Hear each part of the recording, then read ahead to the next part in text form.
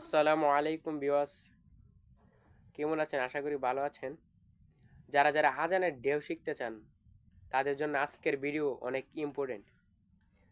আপনারা আজান দেওয়ার সময় যখন ভাঙ্গা দিবেন ভিতর থেকে টানটা উঠাবেন, যেরকম আশহাদু আল্লা ইলাহা ইল্লাল্লাহ।